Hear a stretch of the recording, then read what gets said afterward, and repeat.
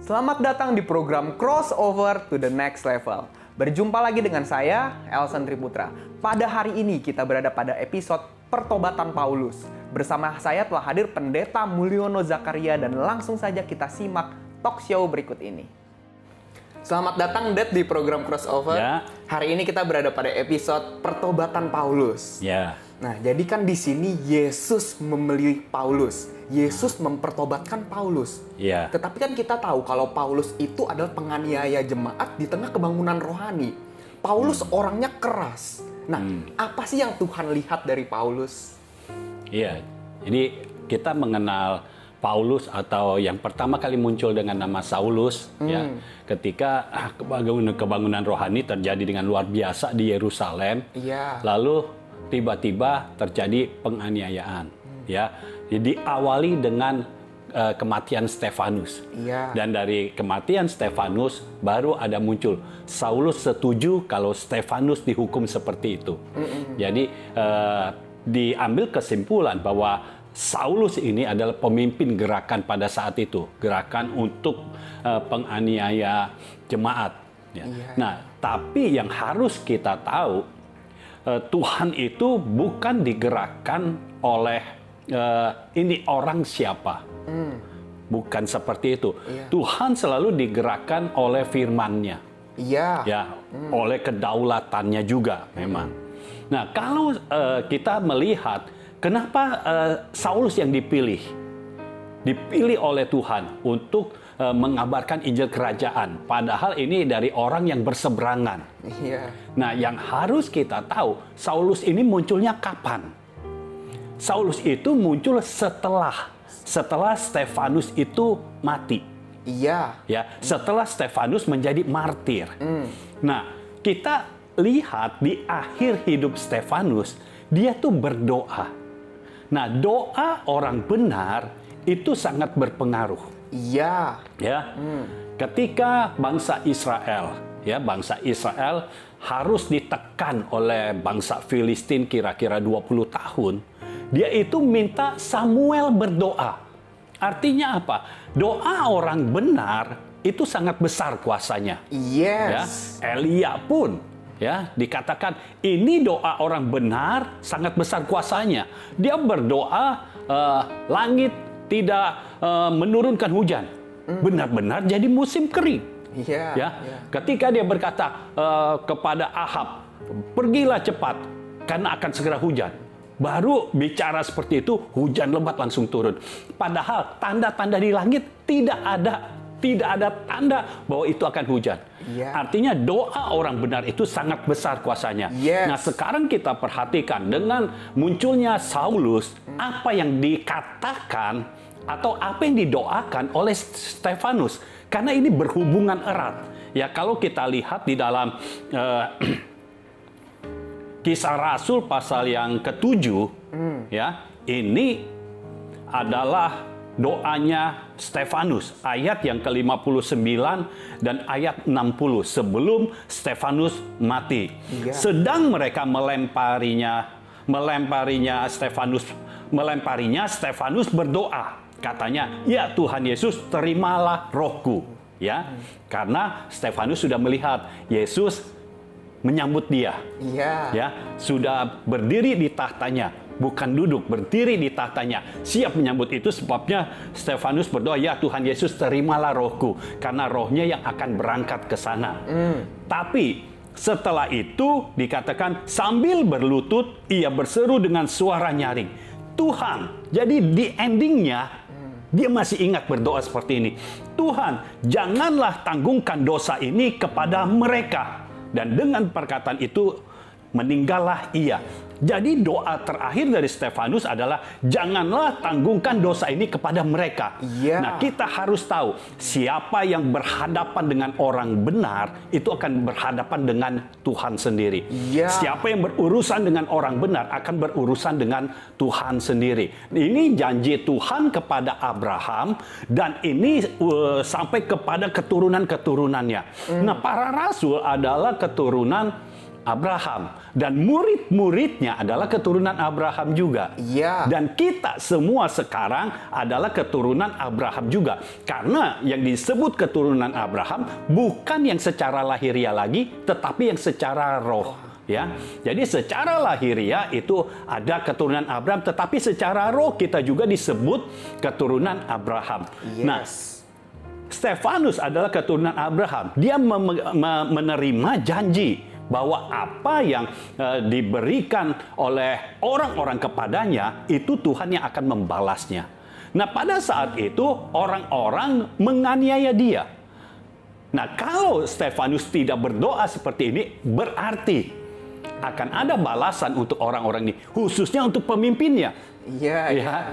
Akan ada balasan yang setimpal. Kita harus tahu, ketika Ananias berhadapan dengan Petrus, kan dia tidak melakukan apa-apa kan? Iya. Petrus tidak melakukan apa-apa kan? Tetapi Ananias bisa langsung mati.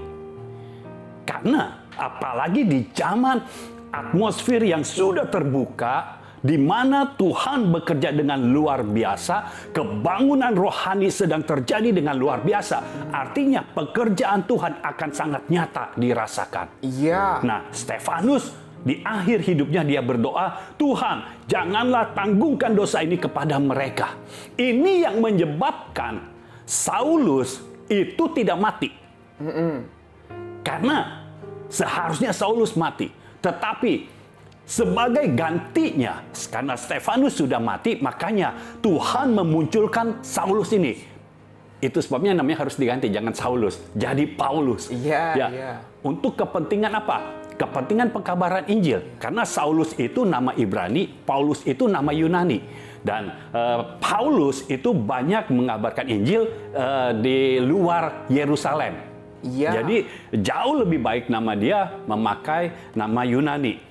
Nah, pada saat itu Paulus yang menganiaya jemaat, padahal dia ini sedang dalam perjalanan ke Damsyik untuk apa? Untuk menyeret orang-orang yang ada di Damsyik, karena berarti dia sudah mendengar kabar bahwa di Damsyik banyak orang percaya kepada Yesus. Iya. Banyak orang percaya. Pada saat itu belum disebut Kristen.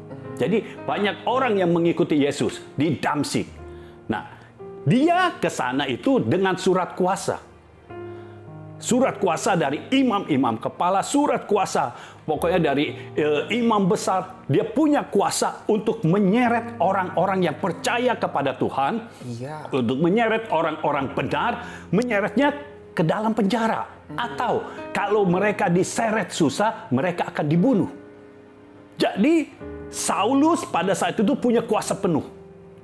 Artinya kalau dia menganiaya orang-orang percaya, dia tidak akan dihukum. Tetapi sekali lagi, Tuhan akan berurusan dengan orang-orang yang seperti ini. Iya. Itu sebabnya di dalam perjalanannya menuju Damsyik, Tuhan berurusan dengan Paulus. Kenapa dia yang dipilih? Karena dia pemimpinnya. Iya. Karena dia yang paling berapi-api untuk menganiaya jemaat, untuk memporak-porandakan jemaat yang saat itu percaya kepada Tuhan. Dan kita mengucap syukur ada orang yang seperti Stefanus. Iya. Yang mau berdoa, jangan tanggungkan dosa ini kepada mereka. Yes. Bedakan sama orang-orang kalau sudah disakiti, balik mengutuk. Iya. Sehingga tidak terjadi pertobatan. Tetapi kematian Stefanus ini membuat Saulus itu dibangkitkan menjadi Paulus. Iya. Jadi doa orang benar itu sangat besar kuasanya. Amin. Itu sebabnya sebagai orang benar kita harus tahu apa yang harus kita doakan. Ya. Jangan kita asal berdoa saja, tetapi kita harus tahu apa yang kita doakan. Karena doa kita menentukan hasil dari apa yang kita doakan. Iya. Jadi hati-hati pada saat kita berdoa, pada saat kita meminta, hati-hati. Apalagi kalau sudah berurusan dengan orang-orang yang kita sayang, ya, yang kita cintai. Kalau dia berbuat sesuatu yang tidak baik kepada kita, hati-hati, jangan mengutuk. Iya, iya. Karena perkataan kita bisa menjadi doa. Ya, itu sebabnya belajar untuk menguasai diri kita. Stefanus menguasai diri dengan luar biasa. Yes. Dia dilempari batu. Bukan berarti Stefanus dilempari batu tidak berasa. Pasti berasa. Hanya ketika dia melihat Yesus, itu waktu dilempari batu seperti udah tidak berasa.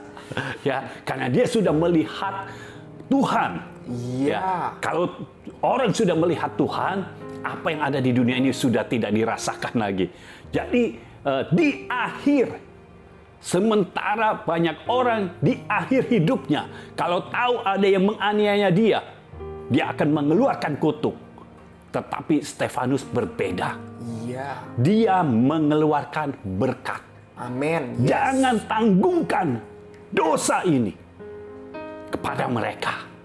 Karena Stefanus berdoa seperti itu, Saulus dibangkitkan Tuhan.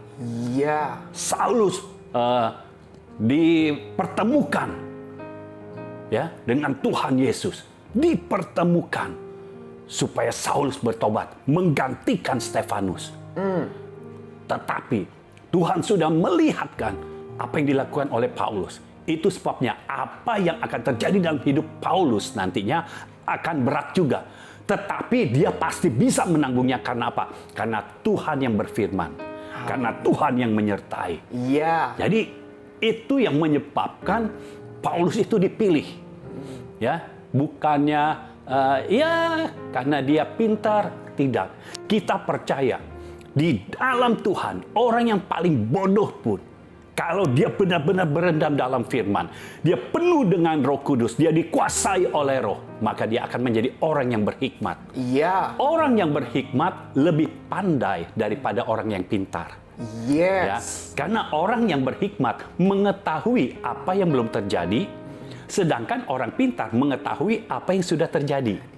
Ya, itu sebabnya kita perlu berendam di dalam firman, dikuasai oleh Roh, sehingga apa yang kita lakukan itu benar-benar mempengaruhi apa yang akan terjadi pada nantinya. Iya. Seperti Stefanus, dia dipenuhi oleh Roh, dia berendam dalam firman, ketika dia berdoa, dia masih bisa merasakan. Saya yakin Stefanus masih bisa merasakan. Di balik penganiayaan ini, Tuhan akan berbuat sesuatu supaya Injil kerajaan ini benar-benar disebarluaskan sampai ke ujung dunia. Karena itu sudah firman Tuhan. Roh Kudus kalau turun, maka mereka semua, para murid akan menjadi saksi. Diawali dari Yerusalem, lalu ke Yudea, ke Samaria, sampai ke ujung bumi. Nah, Stefanus meyakini itu terjadi. Itu sebabnya dia katakan, jangan tanggungkan ini kepada mereka.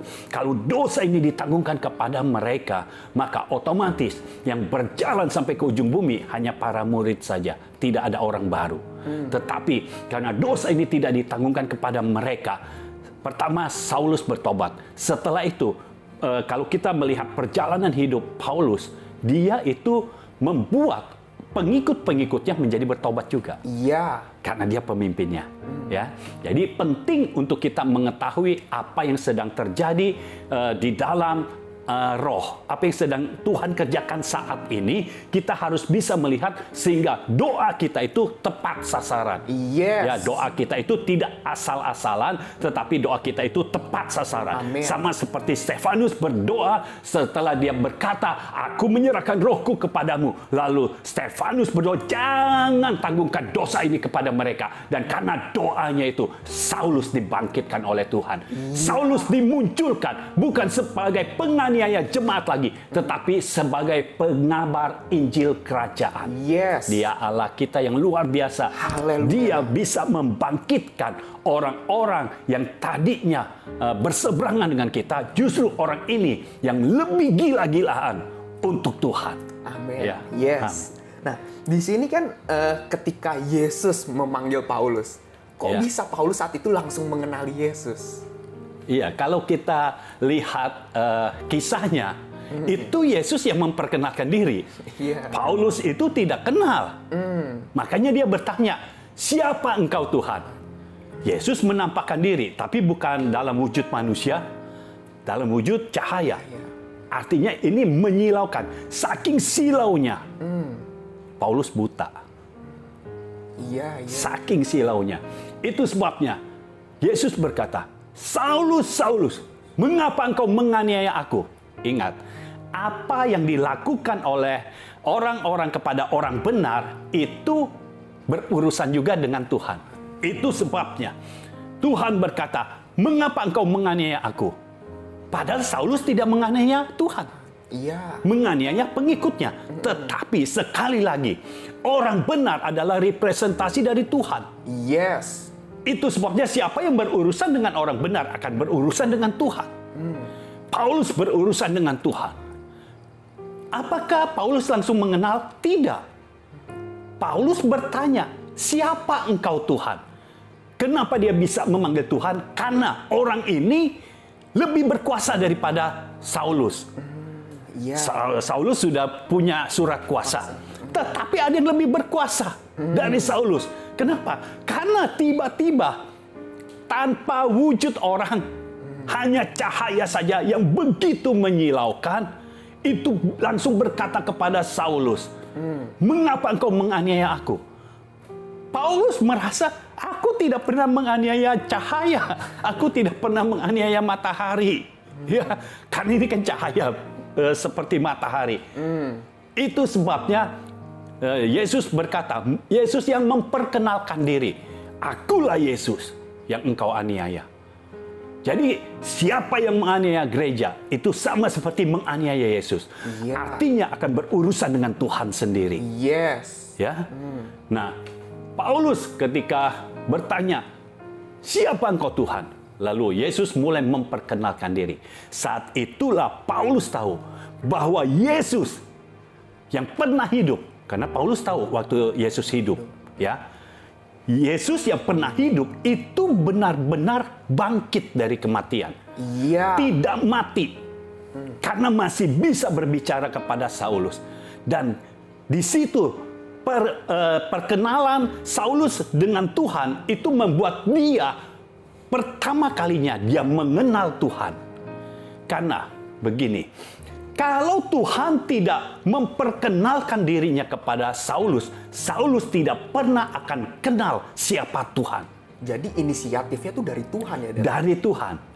Nah, kalau kita mau mengenal Tuhan, kita harus berendam diri dalam firman sampai apa? Sampai Tuhan memperkenalkan dirinya. Tuhan menampakkan dirinya sendiri. Karena waktu kepada Musa, kan Tuhan berkata, kepada yang lain aku sudah menampakkan diri. Tetapi kepadamu aku belum menampakkan diri sebagai Allah. Allah yang aku adalah aku. Iya. Belum pernah. Artinya ada pengenalan yang secara spesifik dalam hidup Musa kepada Tuhan. Nah sekarang Saulus secara spesifik Tuhan memperkenalkan diri. Nah yang jadi masalah sekarang ketika kita mau mengenal siapa Tuhan kita, kita mengalami kendala. Bagaimana caranya kita bisa berhubungan sama Tuhan? Itu sebabnya Tuhan membangkitkan para bapa rohani supaya kita mengenal siapa Tuhan itu. Nah, para bapa rohani inilah yang memperkenalkan Tuhan kepada anak-anak rohaninya. Sehingga setiap anak rohani punya pengenalan akan Tuhan yang sama seperti bapaknya. Dan punya pengalaman pribadi dengan Tuhan sama seperti pengalaman yang terjadi dalam kehidupan bapak rohaninya. Jadi ini penting untuk kita bisa mengenal siapa Tuhan. Karena pengenalan kita akan Tuhan menentukan ke depannya ini kita seperti apa. Kita mau jadi apa. Dan hasilnya mau bagaimana. Jadi pengenalan kita akan Tuhan menentukan hidup kita di masa yang akan datang. Nah, untuk pengikut-pengikutnya Didat, dalam Kisah Para Rasul 9 ayat 7 dikatakan bahwa kawan seperjalanan Paulus itu mendengar suara tetapi tidak melihat. Nah, Sedangkan ini ada kisah sebaliknya, di Kisah Para Rasul 22 ayat 9 dikatakan bahwa mereka itu justru melihat, tetapi tidak mendengar. Jadi apa sih Det yang sebenarnya terjadi? Sepertinya bertolak belakang ya. Iya. Yang Kisah Rasul 9 mendengar tapi tidak melihat. Di Kisah Rasul 22 mereka melihat tapi tidak mendengar. Nah, kita harus tahu Kisah Rasul 9 berkata mereka mendengar, ya. Iya. Suara secara khusus yang dengar hanya Paulus. Waktu Yesus berkata-kata yang mendengar hanya Paulus. Tetapi suara yang seperti guru, yang seperti guntur, semuanya mendengar. Mereka mendengar. Mereka mendengar. Ada suara ini. Iya. Seperti kalau kita mendengar ada bunyi guntur atau bunyi kilat gitu. Kita tahu ini ada suara. Kita tahu ada suara. Tetapi yang tahu perkataannya cuma Paulus. Karena apa? Karena Tuhan sedang berurusan dengan Paulus. Iya. Tapi mereka tidak melihat. Kisah Rasul 9 berkata, mereka tidak melihat satu orang pun. Ya. Mereka tidak melihat satu orang pun. Artinya, orangnya tidak ada. Karena apa? Yesus saat itu memang dalam wujud cahaya. Bukan dalam wujud orang. Bukan seperti menampakkan diri sebelum naik. Tapi ini penampakan diri kan setelah naik. Iya. Jadi ini dalam wujud cahaya dan suaranya terdengar oleh Paulus. Tetapi bagi yang lain itu terdengarnya seperti suara guru. Mereka tahu ada suara.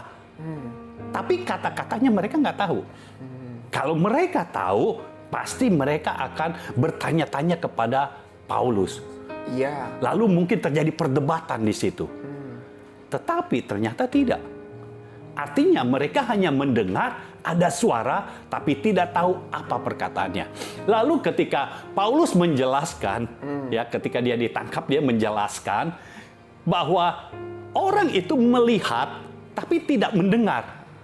Sebenarnya Kisah Rasul 9 dan Kisah Rasul 22 itu saling melengkapi. Karena Kisah Rasul 22 itu berkata mereka melihat. Melihat apa? Mereka melihat sinar yang menyilaukan. Kisah Rasul 9 berkata mereka tidak melihat seorang pun. Jadi kita tahu, oh ini adalah sinar yang menyilaukan. Itu yang mereka lihat. Iya. Tapi mereka tidak mendengar. Jadi kita tahu mereka mendengar bunyi, tapi mereka tidak dengar perkataannya. Jadi ini benar-benar saling melengkapi. Firman Tuhan itu luar biasa. Satu sama lain saling melengkapi. Ketika kita membacanya dengan menerima penyingkapan dari Roh Kudus, maka kita akan tahu bahwa ini saling melengkapi. Oh, mereka tidak melihat orang, tapi mereka melihat sinar. Iya. Mereka melihat cahaya.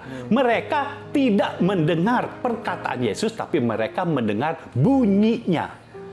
Ya. Seperti bunyi guntur, bunyi guruh gitu. Mereka dengar. Jadi mereka tahu bahwa dalam hidup Paulus sedang terjadi sesuatu. Itu sebabnya Paulus beritahu, kok sepertinya kok bertolak belakang, tetapi ternyata itu malah melengkapi. Karena itulah yang terjadi. Yes. Nah, ketika Paulus kan efek dari cahaya itu kan Paulus menjadi tidak bisa melihat. Nah, ketika Paulus tidak melihat, mengapa ia juga tidak makan dan tidak minum selama 3 hari? Iya, jadi sekali lagi karena sinar itu, cahaya itu begitu menyilaukan, itu membuat mata dari Paulus buta. Iya. Nah, perhatikan, bukankah yang lain juga melihat sinar itu? Tapi kok cuma Saulus yang buta? Yang lain kan melihat.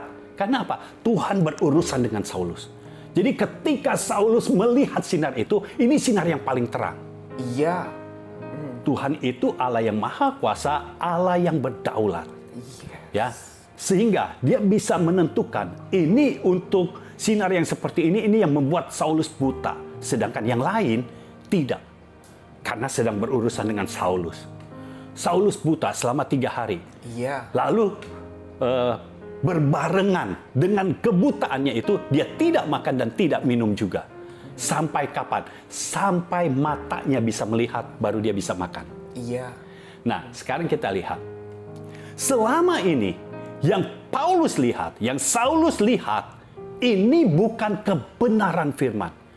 Yang Saulus lihat, dasar dari apa yang dia lakukan adalah hal-hal yang berbau agama, yang agamawi.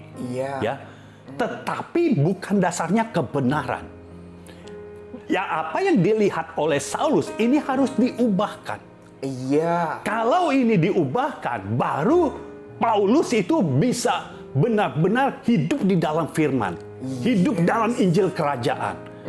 Selama matanya belum dibukakan, penglihatannya itu belum diubahkan, dia masih melihat dari hukum Taurat lagi, dari kebanggaannya akan kelahiran dia, maka dia tidak pernah akan berubah. Itu sebabnya matanya dibutakan supaya dia bisa melihat sesuatu yang berbeda. Iya. Makanya berbarengan dengan itu dia tidak makan dan tidak minum. Karena makanannya pun harus diubah. Selama ini dia makan dari pengajaran dari imam-imam besar itu, dari Taurat-Taurat ini yang bersifat agamawi. Di mana orang Farisi pun yang sudah tahu isi Taurat itu banyak yang melanggarnya. Ya, berapa banyak mereka melakukan hal-hal yang agamawi tujuannya untuk mendapatkan uang. Iya. Yesus suka menegur. Ya, orang Farisi, ahli Taurat. Ingat, Saulus atau Paulus adalah orang Farisi. Suka menegur, kenapa? Karena mereka mengajar tapi tujuannya untuk mendapatkan uang. Ya, ditegur oleh Yesus. Nah, Paulus selama ini makan dari pengajaran yang seperti itu, dari nilai-nilai yang seperti itu. Bukan dari nilai-nilai kebenaran, bukan nilai-nilai kerajaan, tetapi nilai-nilai dari hukum yang dibuat oleh manusia. Iya. Dari peraturan-peraturan yang dibuat oleh manusia. Nah, Paulus mesti makan sesuatu yang berasal dari sorga. Yes. Sehingga dia bisa berubah. Nah, makanan itu adalah firman. Firman yang berasal dari sorga. Dia harus mengubah makanannya. Dan sekaligus dia harus mengubah minumannya. Dia harus mengubah air yang dia minum. Karena kalau dia minum air yang ada di dunia ini, yang berasal dari pengajaran Taurat, dari pengajaran imam-imam, maka dia akan haus lagi. Maksudnya apa? Itu sebabnya ya, kalau kita perhatikan, kok Paulus selalu haus? Hausnya tapi untuk menganiaya jemaat. Sudah menganiaya yang di Yerusalem, dia mau yang di Damsyik lagi. Haus, karena airnya beda. Tetapi dia harus mendapatkan air kehidupan, yaitu Yesus Kristus sendiri. Ketika dia minum dari air kehidupan, Yesus berkata, engkau tidak pernah akan haus lagi. Itu meredam amarah Paulus. Iya. Paulus penuh dengan amarah. Itu meredam amarah Paulus. Dan Yesus katakan ya dalam Yohanes pasal 4, kalau air kehidupan yang engkau minum, maka air ini akan menjadi mata air.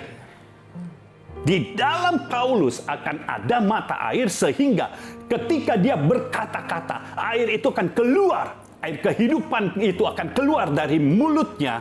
Ya. Dan air yang ada di dalamnya tidak pernah akan habis. Jadi dia tidak akan memberitakan dengan amarahnya, karena dia tidak akan haus lagi.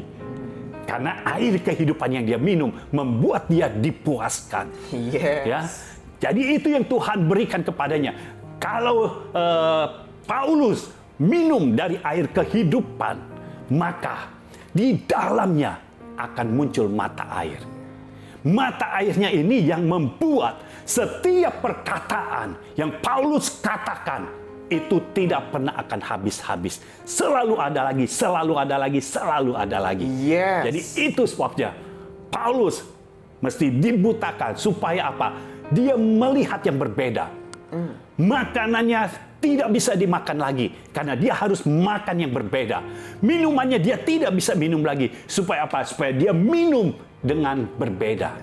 Yes. Ya, makanya kalau kita sudah bertobat, perhatikan apa yang kita makan. Pengajaran apa yang kita makan. Iya. Lalu kehidupan siapa yang kita minum. Kita mesti minum air kehidupan. Kita mesti minum dari Tuhan sendiri. Supaya itu menjadi mata air di dalam kita. Nah, kebanyakan orang bukan minum dari air kehidupan itu. Itu sebabnya di dalamnya tidak ada mata air. Jadi maksudnya apa? Ketika berkata-kata seperti tidak ada aliran kehidupan. Padahal Tuhan sudah berkata, di dalam kita akan ada mata air. Kalau ada mata air, artinya ada kehidupan. Karena mata air itu hidup. Ketika air diambil, kalau ada mata air, airnya akan muncul lagi. Ada kehidupan di situ.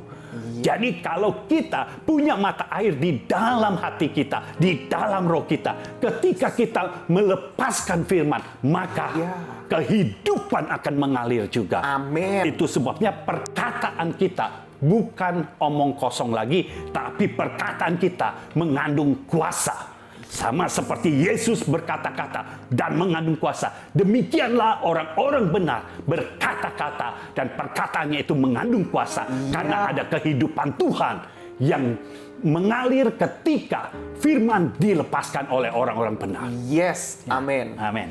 Nah, ketika mata Paulus terbuka, apa yang membuat dia bisa ketika itu juga memberitakan Yesus di rumah-rumah ibadat?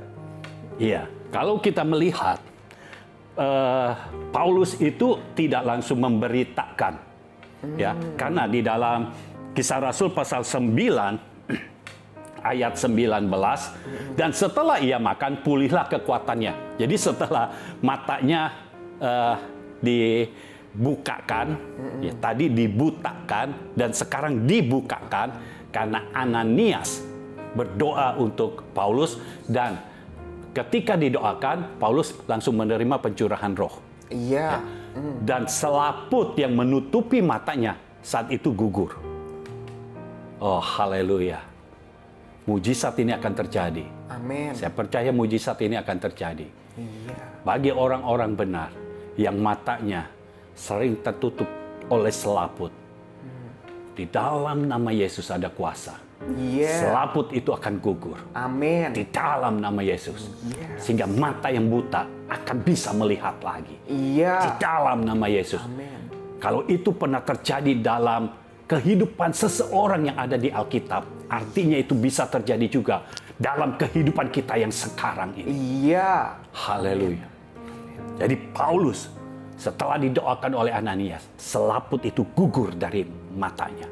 Dan dia bisa melihat lagi. Setelah dia bisa melihat, dia makan. Setelah dia makan, dia langsung pulih kekuatannya. Kenapa? Makanannya sudah berbeda. Iya. Kalau kita makan sesuatu yang berasal dari sorga, maka kekuatan kita akan segera pulih. Iya. Haleluya.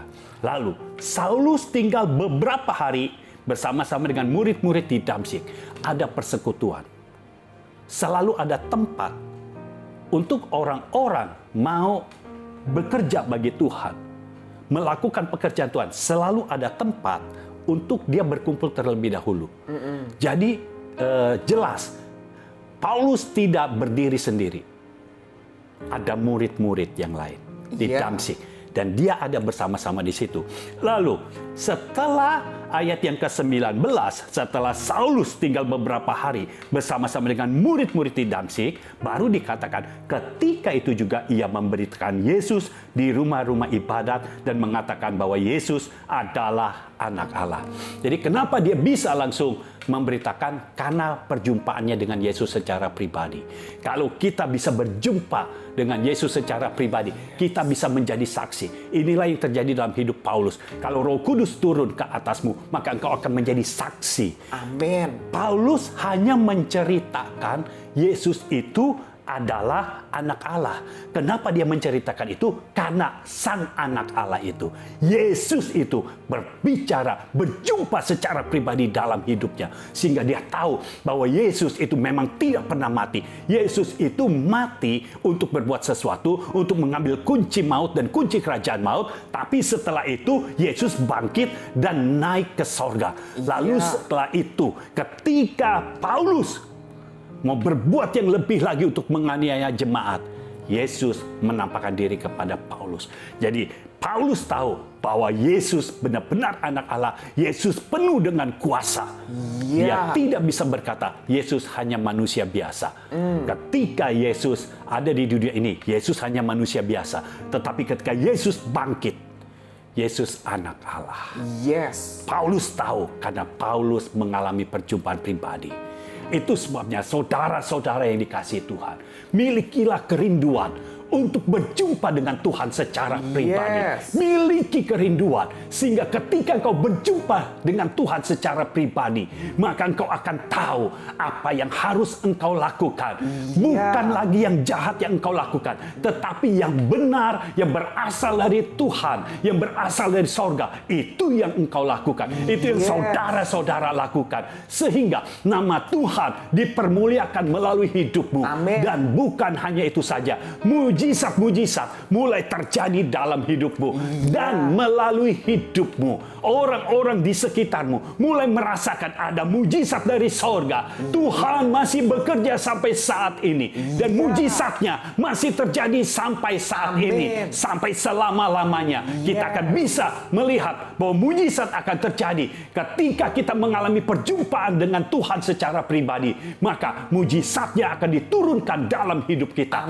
Paulus sudah menikmati mujizatnya. Yang pertama, dia menikmati selaput itu gugur dari matanya. Dia bisa melihat lagi. Dunia ini tidak bisa membutakan orang-orang pilihan Tuhan. Karena Tuhan akan membukakan mata orang-orang pilihannya. Saya percaya di dalam nama Yesus, mata rohanimu yang pernah tertutup sekarang terbuka di dalam nama Yesus. Dan Tuhan bekerja di dalam hidupmu sehingga membawa engkau ke tempat di mana seharusnya engkau berada bersama-sama dengan Tuhan. Haleluya. Haleluya. Terima kasih Dad atas apa yang sudah disampaikan hari ini. Saya bersyukur bisa mendengarkan firman yang telah disampaikan. Kita berjumpa lagi pada episode berikutnya. Tuhan Yesus memberkati. Tuhan memberkati. Demikian episode pertobatan Paulus. Melalui episode ini, kita memahami bahwa Tuhan benar-benar memperhatikan doa dari orang-orang benarnya.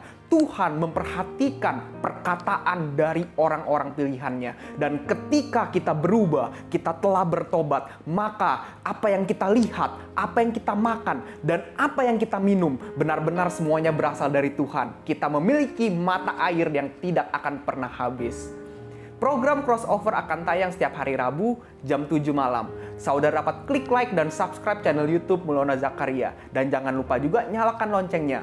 Saya Elsen Triputra, kita berjumpa pada episode yang berikutnya.